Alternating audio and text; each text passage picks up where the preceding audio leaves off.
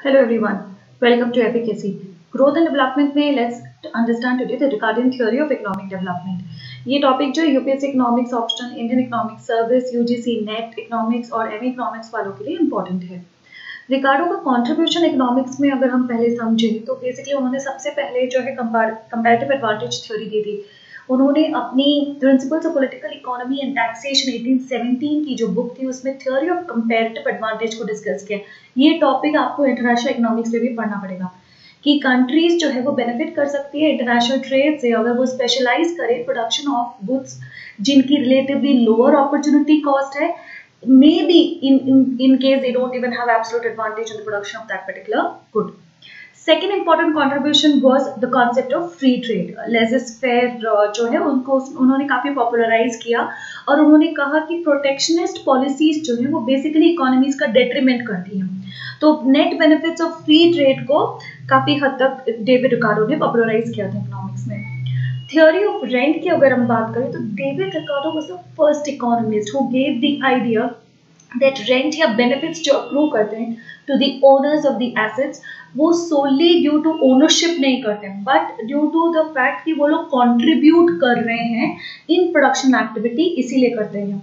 In fact उन्होंने ऐसे on the influence of low price of corn on the profits of stock 1815 जो बहुत ज़्यादा फेमस हुआ था उसमें हमें law of diminishing marginal returns agriculture sector में भी ऑपरेट करता है ये बताया। लेबर थ्योरी ऑफ वैल्यू की अगर हम बात करें तो here he very categorically said कि हम किसी भी वैल्यू की गुड मेजर कर सकते हैं by the labour involvement in the production of that particular good. Now ये थ्योरी फर्दर अहेड ये भी बोलती है कि हम सिर्फ ये नहीं कह रहे कि जितना कॉम्पनसेशन हम लेबर को दे रहे हैं उतना ही हमारा कॉस्ट है, लेकिन yes it is a very substantial portion of the total cost of production. He also gave us the Ricardian equivalence जिसमें उन्होंने कहा पब्लिक फाइनेंस में कि अब एक गवर्नमेंट चूज कर सकती है कि वो अपने एक्सपेंडिचर्स को किस तरह फाइनेंस करे। या तो इमीडिएट टैक्सेशन, बजट में बेसिकली गवर्नमेंट अपना टैक्स स्ट्रक्चर जो है डायरेक्ट और इनडायरेक्ट टैक्सेस उसमें बदलाव ला सकती है अपने रेवेन्यूज को बढ़ाने के लिए ताकि वो अपने एक्सपेंडिचर्स को फाइनेंस कर सके। या वो कर सकती है borrowing. Now borrowing also can be done from the public, from state governments और फ्रॉम इंटरनेशनल फाइनेंशियल इंस्टीट्यूशंस। या वो डेफिसिट स्पेंडिंग कर सकती है, डेफिसिट फाइनेंसिंग हम सभी जानते हैं, तो it can do that also.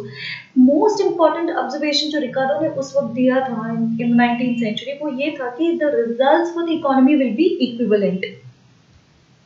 Now coming to the most important thing, growth and development में हम क्यों पढ़ रहे हैं रिकार्डियन थ्योरी। उन्होंने बेसिकली दी द थ्योरी ऑफ डिस्ट्रीब्यूशन जिसको कुछ हद तक ग्रोथ थ्योरी भी कहा जा सकता है, लेकिन इस थ्योरी को एक्सप्लेन करने के पहले उनके कुछ अजम्पशंस थे। लेट्स अंडरस्टैंड दैट जितना भी लैंड है वो बेसिकली यूज किया जाता है for the production of corn और जो वर्किंग फोर्सेस है वो ज्यादातर एग्रीकल्चर में ही एंगेज्ड है। Law of diminishing return operate करता है लैंड पे भी। सप्लाई ऑफ लैंड जो है वो फिक्स्ड है। डिमांड फॉर कॉर्न जो है वो परफेक्टली इनएलास्टिक है। Labour and capital variable inputs हैं।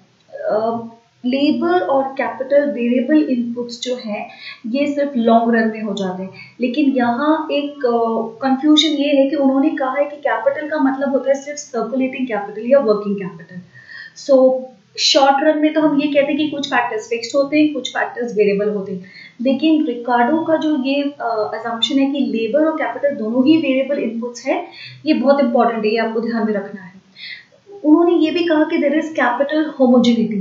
तो कैपिटल होमोजेनिटी का मतलब वो ये कहना चाह रहे हैं कि कैपिटल को अगर मैं यूज करूं कैपिटल गुड्स प्रोड्यूस करने के लिए भी तो भी it is going to be the same, या मैं कैपिटल को यूज करूं for the production of agriculture goods and commodities it is going to be the same.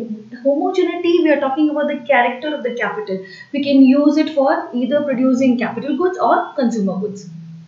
Further ahead, he said the state of technical knowledge is given, यानी कि state of technology जो है वो constant है, वो हमें पता है, उसमें कोई बदलाव नहीं आ रहा है। जितने भी वर्कर्स हैं उनको एक subsistence wage level जो है वो दी जाती है। सप्लाई ऑफ लेबर गिवन है, कांस्टेंट है, ये हम already supply price of labour जो है वो भी कांस्टेंट रहती है। डिमांड फॉर लेबर डिपेंड करता है कि कैपिटलिस्ट के पास एक्यूमुलेशन ऑफ कैपिटल कितना है, और demand and supply price of labour जो है वो यहाँ पे रिकार्डो का मेन अजम्पशन ये था, it is independent of the marginal productivity of labour. जैसे पहले हम ये कॉन्सेप्ट जो है, आप चाहे तो एमपी, एपी और टीपी क्या होते हैं इसको समझ सकते हैं हमारे वीडियो लिंक को देख के। मार्जिनल प्रोडक्टिविटी ऑफ लेबर का ही जो है वैल्यू पहले लेबर को दिया जाता है, बट उन्होंने कहा कि may not be true, there is perfect competition. Capital accumulation जो है वो तभी कर पाता एक कैपिटलिस्ट या एंटरप्रेन्योर जब उसके पास प्रॉफिट्स होते हैं। Now let's understand what is basically the theory of distribution. Now यहाँ पे जो एक्सप्लेनेशन है वो फर्स्ट हम स्टार्ट करेंगे with the rent theory of distribution. Rent per unit of labour को उन्होंने डिफाइन किया as the difference between the average and the marginal product. Further ahead उन्होंने ये कहा total rent equals the difference between AP and MP of labor multiplied by the quantity of labor and the capital applied on land। इसको और समझेंगे diagrammatically बहुत अच्छे से। Explanation अगर वेजेस और प्रॉफिट थ्योरी ऑफ डिस्ट्रीब्यूशन की बात करें तो Ricardo very clearly said wage rate can be determined by wage fund divided by the number of workers that are employed, now again at the subsistence level, at the real wage level। Further he gave the explanation that the total con जितना भी हम produce कर रहे हैं और जितना भी हम सेल कर रहे हैं, सबसे पहले राइट जो है of income distribution that is on the capitalist in the form of rent. बाकी जो रेसिडुअल बच जाता है, total produce minus the rent, वो डिस्ट्रीब्यूट करते हैं बिटवीन वेजेस एंड प्रॉफिट्स। जबकि इंटरेस्ट कंपोनेंट जो कि एक कैपिटलिस्ट का होता है, कैपिटल अगर आप बिजनेस में लगा रहे हो तो आपका मेन इंटरेस्ट ये होता है कि आपको इंटरेस्ट मिले। ये जो इंटरेस्ट इनकम है ये उन्होंने कहा कि is included in profit itself. Further ahead he give us a formula कि हम रेट ऑफ प्रॉफिट या rate of return on capital employed जो है वो कैसे निकाल सकते हैं। That is nothing but profits upon wages. Now यहाँ पे वेजेस का उन्होंने फर्दर डेफिनेशन दिया कि wages is nothing but the working capital, and this working capital is nothing but the amount of wage bill that an capitalist or an entrepreneur will face। Further ahead explain करते वक्त theory उन्होंने कहा कि there is an inverse relation between profits and wages। wages अगर बढ़ती और घटती है तो वो मेन उसका डिटरमाइनिंग फैक्टर रहता है the price of corn। explanation of capital accumulation। Capital accumulation उन्होंने डिफाइन किया is nothing but the outcome of profits, because profit से सेविंग्स होती है, सेविंग से वेल्थ क्रिएशन होता है, वेल्थ क्रिएशन से कैपिटल फॉर्मेशन होता है। फर्दर उन्होंने ये भी कहा कि कैपिटल एक्यूमुलेशन डिपेंड करता है दो मेन फैक्टर्स पे। पहला, एक कैपिटलिस्ट या एंटरप्रेन्योर की कैपेसिटी टू सेव क्या है, दूसरा उसकी विलिंगनेस टू सेव कितनी है। Capacity to save obviously first factor इसीलिए है क्योंकि वो ज्यादा इंपॉर्टेंट है। जितना ज्यादा सरप्लस होगा उतना लार्जर कैपेसिटी टू सेव रहेगी, और ये साइज ऑफ द सरप्लस इस पे भी डिपेंड करेगा कि हमारा रेट ऑफ प्रॉफिट कितना था बिजनेस में। एक्सप्लेनेशन, डायग्रामेटिक एक्सप्लेनेशन की अगर हम बात करें रिकार्डो थ्योरी की, तो उसमें हमने एक्स एक्सिस पे जो है amount of labour employed in agriculture measure किया है, वाई एक्सिस पे, वर्टिकल एक्सिस पे हमने क्वांटिटीज ऑफ कॉर्न को मेजर किया गया है, that is total output. Curve average product जो है वो AP जो है that represents average product of labour, the curve MP वो जो है मार्जिनल प्रोडक्ट ऑफ लेबर को मेजर करता है।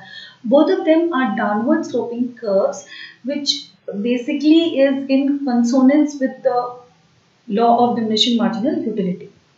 नाउ फर्दर अगर हम देखेंगे तो with OM amount of labour, with OM amount of labour OQRM amount of total corn is produced. अब इसमें सबसे पहले अगर हम देखेंगे तो PQRT ये रेंट वाला पोर्शन जो है ये फर्स्ट निकाल दिया जाता है।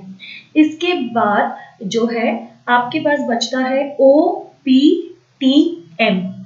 इस OPTM से जब हम वेजेस वाला पोर्शन निकाल देते हैं, वेजेस वाला पोर्शन यहाँ पे हो जाएगा OWLM। Why OWLM? बिकॉज यहाँ पे सप्लाई की जो कर्व है लेबर की वो फिक्स्ड है, इन्फिनिटली इलास्टिक है, तो हमारा टोटल वेज बिल जो है वो OWLM हो जाता है। तो OPTM से जब मैं OWLM हटा देती हूँ तो बेसिकली जो मुझे मिलता है वो है WPTL, which is nothing but the profit, which is basically an incentive, या is basically the income for the capitalist or the entrepreneur. ये कुल मिलाकर the crux of the theory of distribution है. Further ahead उन्होंने कहा कि अगर हम स्टेशनरी स्टेट वाला assumption देखें तो उस वक्त जो है हमारा टोटल प्रोडक्ट और रेंट का जो कंट्रीब्यूशन है वो कैसा होगा, कैपिटल एक्यूमुलेशन कैसे होता है.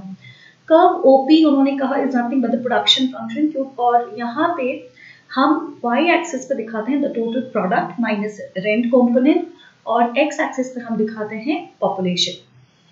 जैसे जैसे पॉपुलेशन इंक्रीज होती जाएगी ओपी कर्व जो है हमारा फ्लैट होता जाएगा. अभी अगर आप देखेंगे तो ये इन्वर्टेड U-shaped curve है, semi U-shaped. Now this inverted semi U-shaped curve will start to flatten out because of the law of diminishing returns. TP curve अगर आप चाहें तो आप law of diminishing returns या law of variable proportion वाला जो है वो लिंक वीडियो की दी हुई है डिस्क्रिप्शन बॉक्स में, आप उसको देख के समझ सकते हैं. वर्टिकल डिस्टेंस जो है ये आपके जो दोनों कर्व्स के बीच का जो वर्टिकल डिस्टेंस है, this basically is nothing but W1 N1 W2 N2 W3 N3 ये वेज बिल्स है. जब पॉपुलेशन ON1 थी या मेरी पॉपुलेशन ON2 हुई या मेरी पॉपुलेशन ON3 हुई.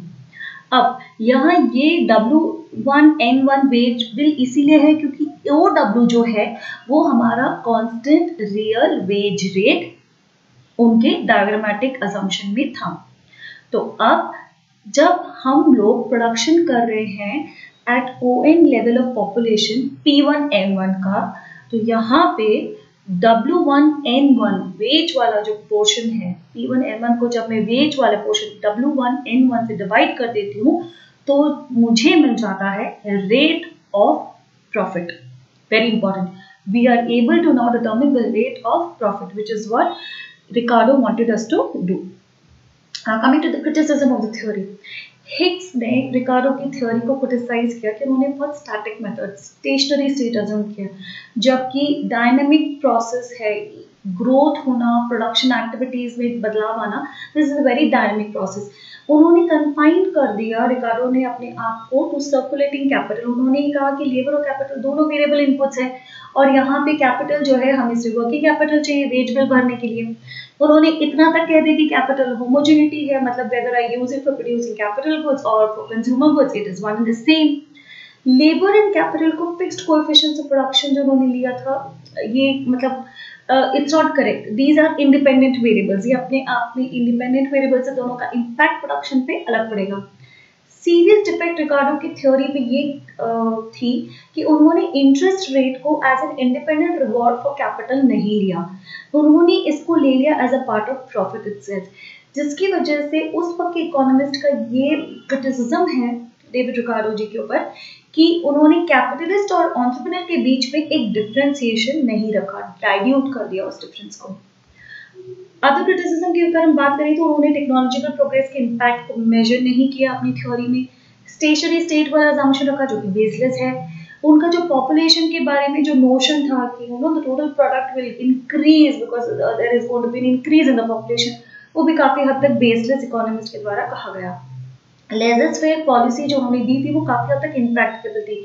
स्टेट या गवर्नमेंट का इंटरफेरेंस डेफिनेटली कैपिटलिस्ट या एंटरप्रेन्योर पे पड़ता था. एंड उन्होंने जब ये थ्योरी दी थी उसके बाद में हमने वर्ल्ड वॉर्स भी देखे हैं. So later on all the economists started criticizing that these assumptions of Ricardo were not very correct, they were not very favorable. In fact, economists have further gone ahead and said कि Ricardo ने growth theory नहीं दी, उन्होंने most importantly एक functional theory of distribution दी है.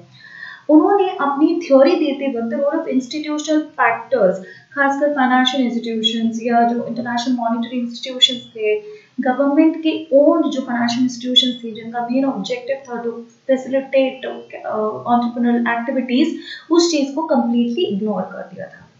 I hope आपको video में से काफ़ी हद तक रिकार्डो की थ्योरी जो है वो समझ में आ गई होगी. फर्दर अपडेट्स के लिए do subscribe to our channel Efficacy and thank you so much.